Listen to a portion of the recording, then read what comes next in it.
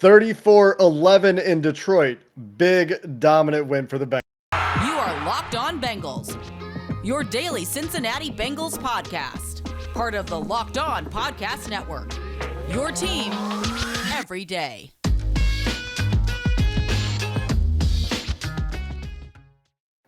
What up, Bengals fans, and welcome to another episode of the Locked On Bengals podcast. I'm your host, Jake Lisco. He's your host, James Rapine. The Cincinnati Bengals win in Detroit in convincing, dominant fashion. Their second easy, you could say, win of the year. The other one coming against the Pittsburgh Steelers, 34-11. This game indeed fairly boring, fairly relaxing in some ways, in the right ways, in a good way compared to recent weeks for the Bengals. It was a bit of a rough first half, but only for the offense. The defense played a fantastic game, start to finish. At halftime, the Detroit Lions were averaging 1.8 yards per play.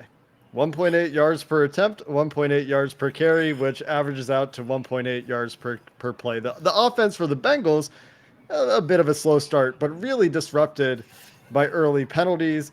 They get on track in the second half. Zach Taylor mentioned in his press conference that he thinks they scored in every second half possession except for the one that ended the game on kneel downs eventually. That includes a Brandon Allen to Auden Tate touchdown. So 34-11, James, I believe. What was your score prediction for this game? Is that in the ballpark? 34-17. So it was That's pretty close. Yeah. I gave the Lions a little more credit, but yeah, you know, Bengals 4-2 for the first time in the Zach Taylor era, first time since 2018.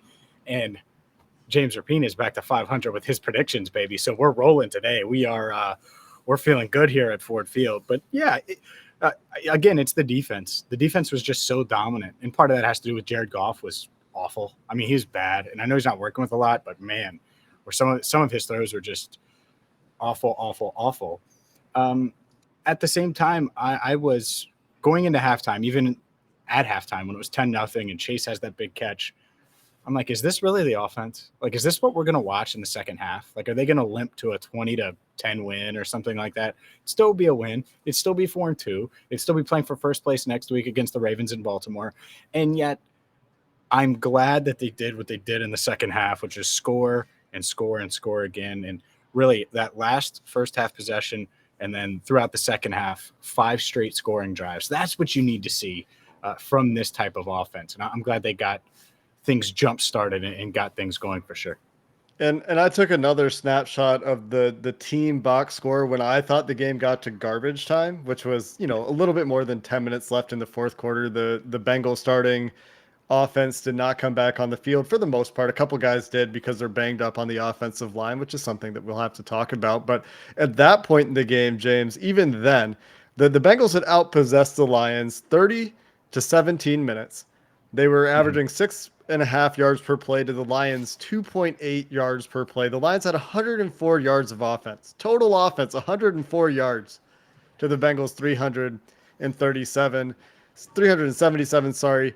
The Bengals 8 of 14 on third downs to that point. The Lions 1 of 9, 1 of 2 on fourth down, which included a Jared Goff throwaway, harkening back to Andy Dalton throwing the ball away on fourth down. So really, the takeaway for the entire game is complete game from the defense, right? They give up a field goal, the starting defense does late in the game when they start playing some soft zone, giving stuff up underneath and playing a little bit less aggressively, I think. And Jared Goff able to take advantage of that with a bunch of underneath throws to get down the field. But great game from the defense overall.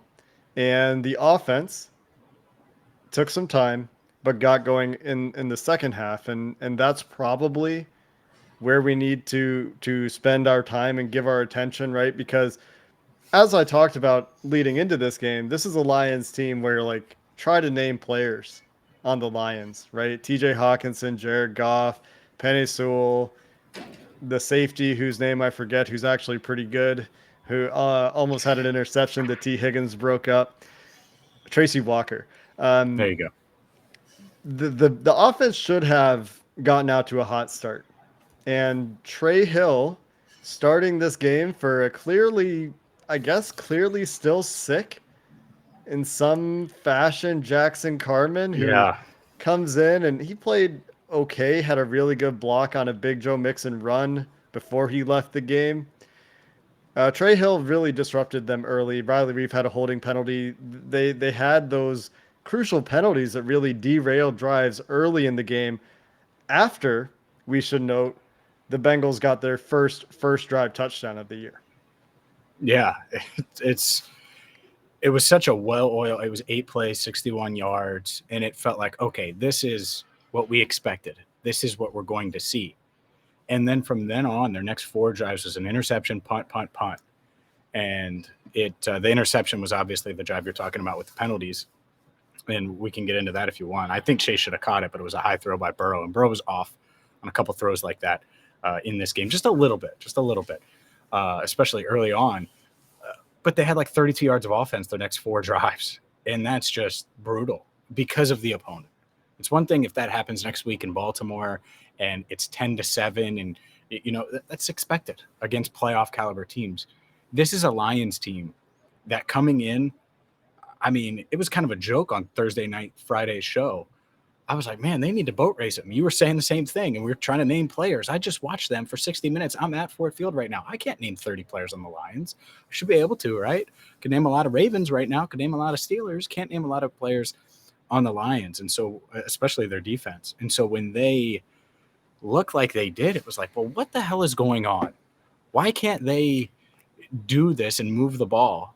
And again, and I think it's kind of interesting that it's against Penei Sewell's team, Jamar Chase gets him going, and he's gotten him going, it seems like, every game this year with a big play. That 24-yarder puts him in field goal range, and then the rest was history. They got into a rhythm. And it is worth noting that I thought Zach Taylor had some really nicely called drives in the second half. And yes, to the Bengals offense's credit, they did a lot of things that Seth Galina was criticizing them for last week in this game. They made those adjustments. They had the motion at the snap from under center. They had their best play action game of the year by far. And I tweeted the next gen stats. Play action splits. I think Burrow was 8 of 10 on play action passes for 2 touchdowns with 100 and something yards, 150, 140 yards, something like that. So great turnaround for them in the play action game. They got that jet motion going under center. That helped in the run game, I think, on a few occasions. Joe Mixon, by the way, also really great game. But just in that first quarter or first half, they're the 2 drives that are disrupted by penalties, right? Where they get to, 2nd and 20 on a couple of drives in a row, 3rd and 15, whatever it is, right? And it's hard to come back from that. And the Lions in the first half did a really good job of keeping everything in front of them, to their credit. And then they get to some drives where they kind of went into the Lions' strength. And this is where, there's one thing the Lions defense is really good at, James. Do you know what it is? I'll give you one guess. Lions defense really good at, no idea. Literally no. Third downs? Probably not. They're really good at third down and short run defense. And the Bengals twice on third down and short, where they're really bad at running, ran right into that one strength of this Detroit Lions team. So that was, a little frustrating, but it didn't end up mattering. And they did that. Yeah, they did that on their first drive of the second half, right? Didn't they go heavy? They went heavy on 3rd and 2, and they got 1 yard.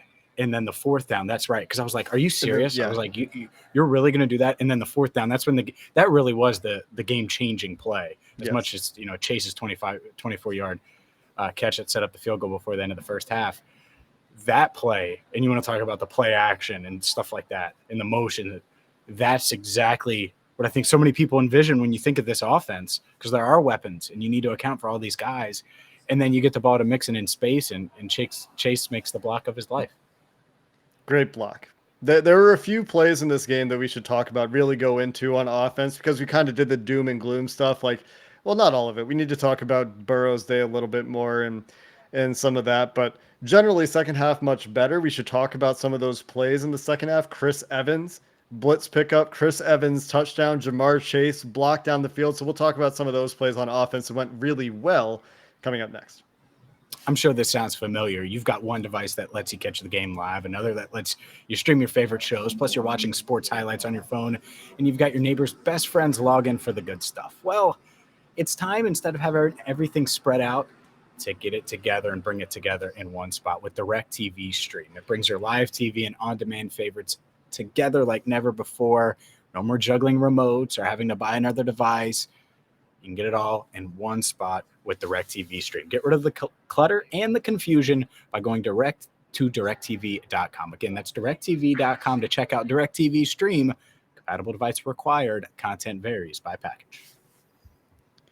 We're going to continue to talk about the offense here, James, for I think another segment before we get to some of the individual performances on defense. And there were a couple. There were a few to be sure on defense that we'll get to. Logan Wilson, Von Bell, Jesse Bates, Chidobe Awuzie, Trey Hendrickson, even Sam Hubbard had a play that I recall. Akeem Davis-Gaither nearly had a pick. So lots of really good stuff to talk about on defense too. Let's focus on Joe Burrow's day for a few minutes here. Because as you mentioned, it was a bit of an uneven day.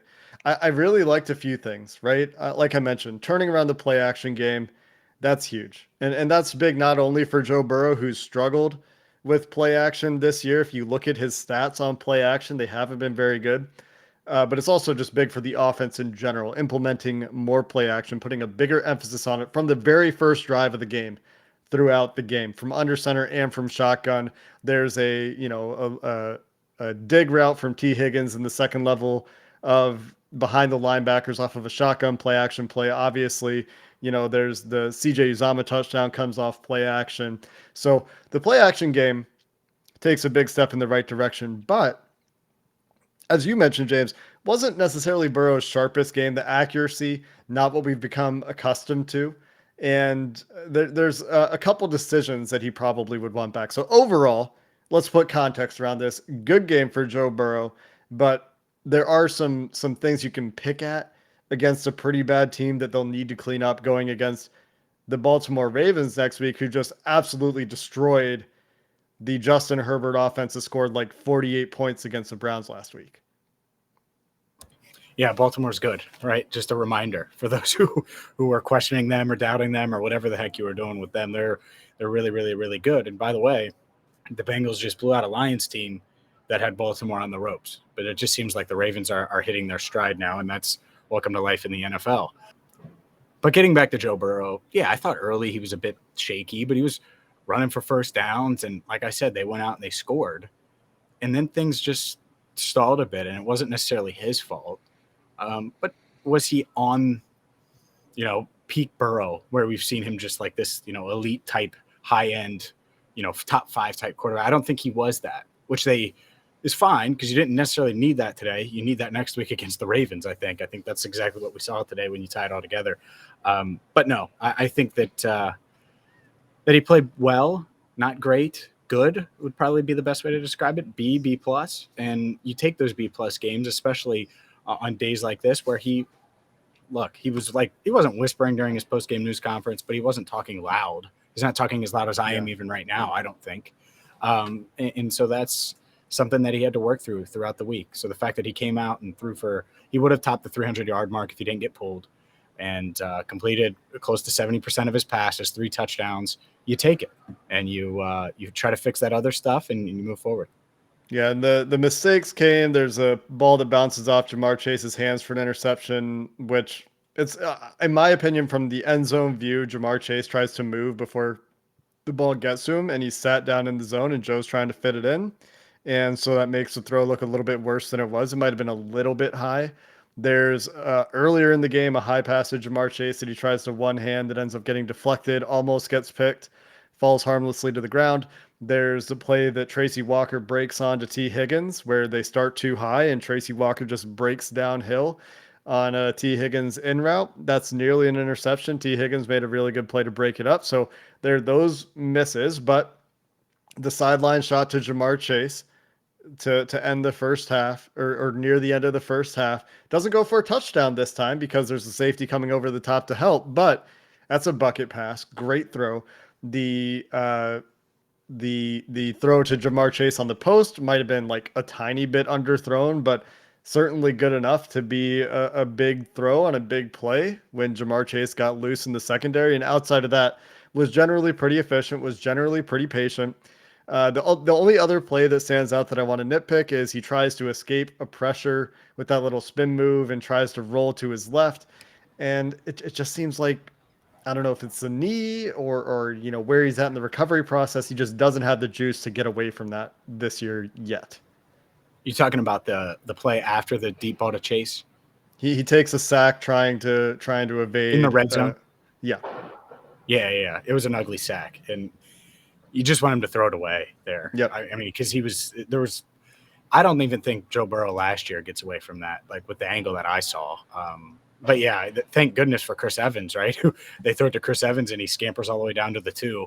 And then CJ Uzama records the touchdown. But yeah, that's a sack you don't want. And you can't have, by the way, next week.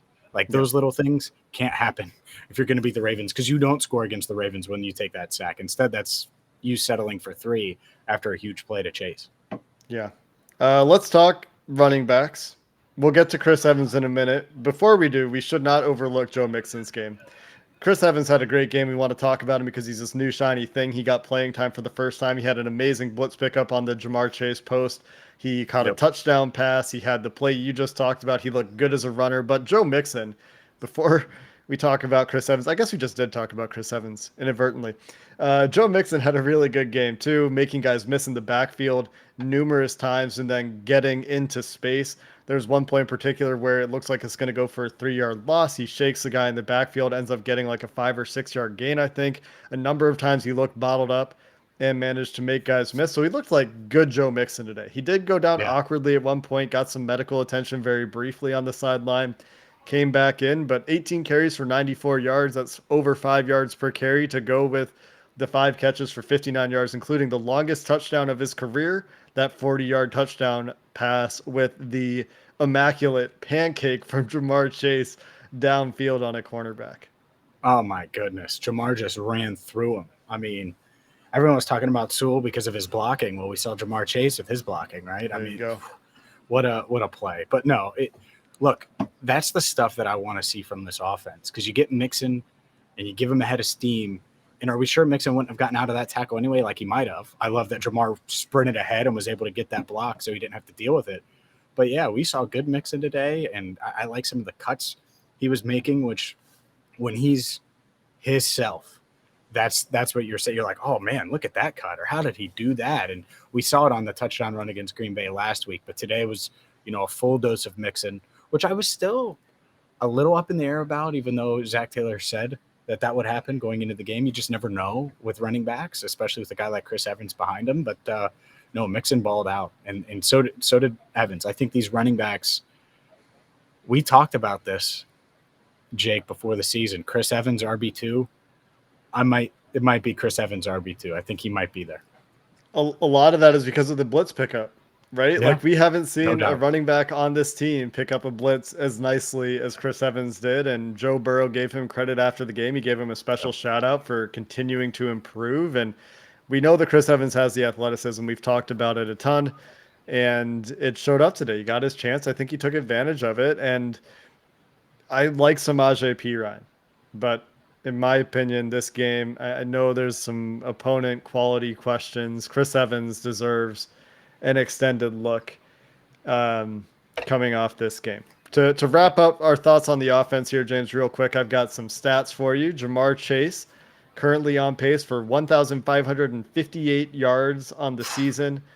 That would come on 76 catches and 14 touchdowns. He's been, I think, everything that you could have possibly hoped for, maybe exceeding expectations to this point, has unlocked Joe Burrow's deep ball in a big way, caught both of his deep targets today, the only 2 deep passes that Joe Burrow threw today. The other one I've got for you is Joe Burrow has now played 16 NFL games, although you might not want to count the Washington game. He only got through half of that one. In those 16 games, he's completed 387 passes out of 578 attempts. That's a 67% completion percentage, 4,213 yards for 7.29 yards per attempt, 27 touchdowns, and 12 interceptions. So if you're one of those people that wanted to know what's his first 16 games look like, it's pretty good. Pretty good for your first 16 NFL games, Mr. Burrow. Yeah, it's really good. I mean, overall, you look, he would have set the rookie record for yards, and he was on pace to do that last year. But there you go. I'm pretty sure that would be the rookie record if it was in one season. So hopefully he can continue that for the rest of this season. Now they got 11 games to go, 4-2, by the way, and they matched their win total already.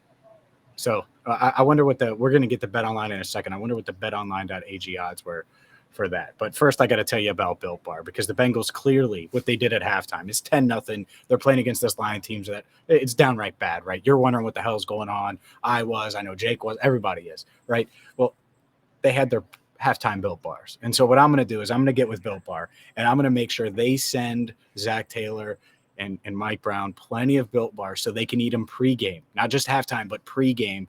That way the Bengals will be good to go in Baltimore next week. If you don't know what Built Bars are, they're the #1 protein bar on the planet. They taste great. They're covered in 100% chocolate, high in protein, low in sugar, low in calories, perfect for you. So check them out at BuiltBar.com. Use promo code LOCK15 for 15% off your first order. Again, use promo code LOCK15 for 15% off at BuiltBar.com. James, you mentioned the BetOnline odds. I would say probably you couldn't bet that the Bengals would exceed 4 wins. I think that those odds would be too long, but BetOnline.ag has you covered for any prop or game bet that you might be interested in. Your #1 spot for all of the pro and college football action this season. They've got that updated interface we've talked about. The site looks better. Not only that, it houses more odds, props, and contests than ever before. Head over to the website right now. When you sign up, use promo code LOCKEDON. You're going to get a 50% welcome bonus on your first deposit when you use our promo code. Again, that's locked on when you sign up. From football to basketball, boxing, MMA, whatever it is that you like to bet on, betonline.ag has you covered. Again, go check it out, betonline.ag, where the game starts. James, I got one more stat for you before we go defense here. I know we've talked a lot about the offense in a game when the defense was dominant, but who was it? Somebody, Ross Tucker, pointed out that there's been one quarterback in the history of the NFL to throw multiple touchdowns in the first 6 games of their second season before Joe Burrow did that this season, and that was Dan Marino. And Justin Herbert in his first 2 games of this year, because I was surprised that Justin Herbert didn't also do this. Justin Herbert in his first 2 games of 2021 only threw 1 touchdown pass in each of those games. So Joe Burrow finding himself in some more elite company. That being said, James, let's shift gears, talk defense. What stood out to you? I've been talking probably too much, as I am wont to do in these post-game shows. What stood out to you on the defensive side of the ball? Well, let's start with Trey Hendrickson. I think Trey Hendrickson continues to make an impact, continues to pressure opposing quarterbacks, continues to be that Bengals edge presence that they desperately needed and still need, right? They need more of it, but he certainly brought it, and I liked what I saw from him again. Logan Wilson, the interception obviously stands out between him and Bell, but Logan Wilson's a beast. I mean, multiple tackles for loss. He was second on the team in tackles behind Von Bell, had a pass defense, has 4 interceptions now, and I know it's weird. It's almost like a recovered fumble, right, that he caught, and so it counts as an interception. But there's a theme here, and he's always around the ball, and he's always making plays. So those are 2 guys, and we could talk about the scheme and actually let's talk about this too real quick, and because I want to get your reaction, and I saw it on Twitter, but I'm going to bust it out anyway. Chidobe Awuzie had the best post-game fit of all time. And, my God. And I literally said to all the writers, Daner, Ben Baby, Mike Petraglia, all of them, Jay Morris, and I don't know if they all heard me or not post-game. I'm like, how does it feel to know that no matter what you do, and in my head, no matter how many Built Bars I eat, I'm never going to be able to pull that off. I'm never, ever going to be able to pull that off. I mean, he had the Cheeto gold. He had the suit with nothing underneath, in the blazer with nothing underneath. And you know what he said? He's like, I plan on wearing a shirt under this, but the blazer was too tight.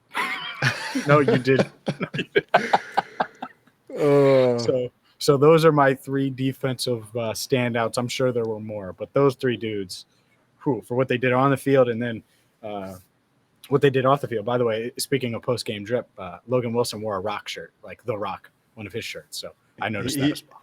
He also once again wore his backpack which I've noticed is a trend for Logan Wilson. Have you noticed this? At least the last 2 weeks, or maybe last 2 out of the last 3 weeks, he's done post-game pressers. He's had his backpack on during the I press like it. conference, which entertains me a little bit. Yeah, Cheeto. So there's this trend in fashion in the last couple of years. I think it started probably 2-3 years ago, maybe longer. I don't know.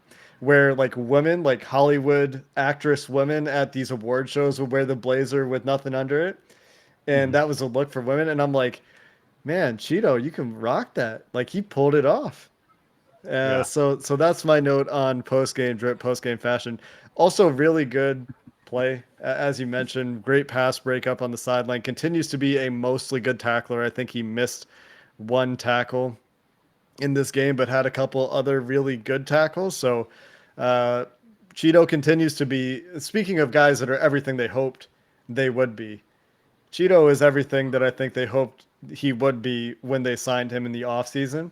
And is a guy that coming off of, a rough year in Dallas, clearly a buy low, is very likely going to pay dividends for this team. And it sounds like he really enjoys the camaraderie he's found in Cincinnati and his teammates and the Mhm. organization, judging from his post game comments. So that's really refreshing to hear as well.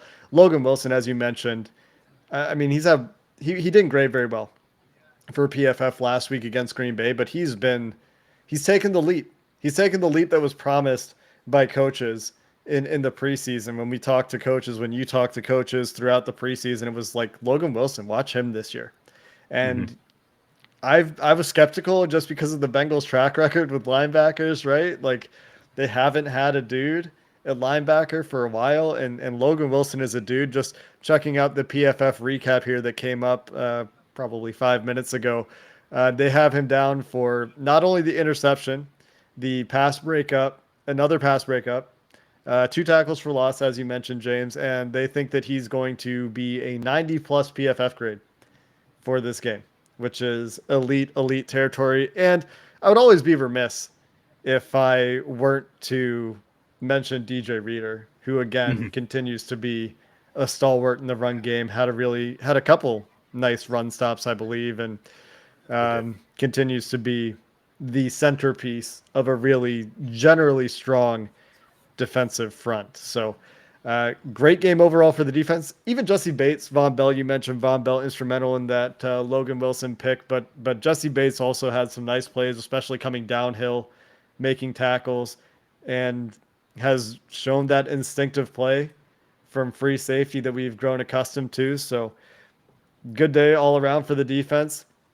Terrible offense, but they did their job. And that's all you can really ask them to do. I know after the game, they were kicking themselves a little bit for not getting the shutout, but very hard to do in the NFL, especially when coaches like to bite kneecaps and kick field goals. That's right.